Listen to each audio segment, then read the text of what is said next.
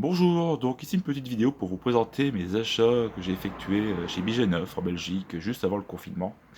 Donc je me suis acheté une trappe à pollen QWERTY, et je l'avais repérée au printemps. Donc en même temps vous avez une protection anti-frelon ici qu'on peut relever.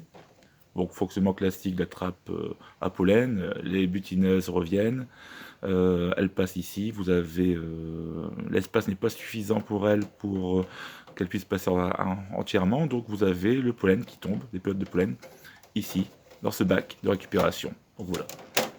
Donc ça, c'est le principe de fonctionnement d'une trappe à pollen. Et donc le pollen, c'est un nutriment assez intéressant, avec plein de vertus. Donc je vais essayer d'en produire un petit peu. Donc j'ai acheté ces deux trappes à pollen. Et donc leur intérêt, c'est que derrière, il se vend, je ne sais pas qui fabrique, si c'est Quarty ou quelqu'un d'autre, des adaptateurs pour les fonds Nico.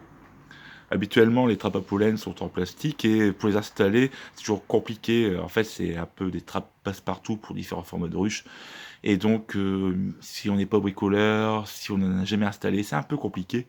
C'est pour cette raison que j'ai trouvé très astucieux le fait qu'ils puissent vendre aussi des adaptateurs pour les fonds Nico. Donc en tout, j'en ai eu pour un peu plus de 30 euros pour l'ensemble.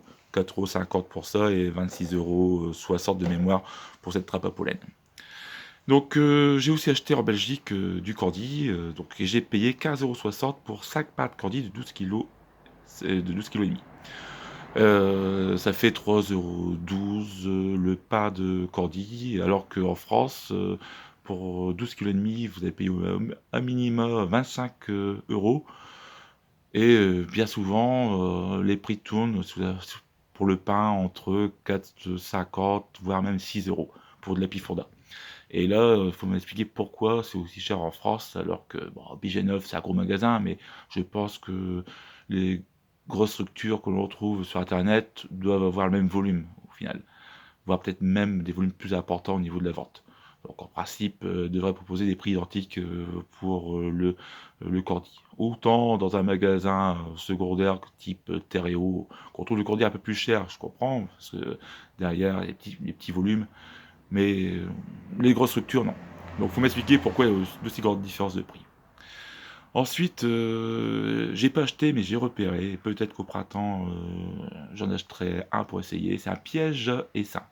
Alors, en regardant sur internet, vous ne trouverez pas forcément de description précise. Je vous mettrai en lien le site Bigeneuf avec la référence. En fait, un piège à essaim, c'est un produit allemand. Et c'est un peu comme une trappe à pollen, sauf que c'est une cage. Une cage type grille à reine métallique. Donc les abeilles, bourdons et la reine peuvent rentrer dans cette cage sans problème, sauf que la reine et les bourdons ne peuvent pas sortir, et donc vous allez avoir l'essaim pris au piège ici à la sortie.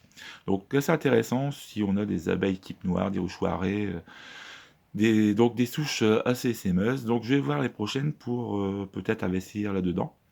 Après, c'est sûr, ça vaut entre 30 et 40 € de mémoire, mais bon, vu combien coûte un essaim, c'est toujours rentabilisé si on arrive à récupérer, à ne pas perdre la reine et la moitié de la colonie.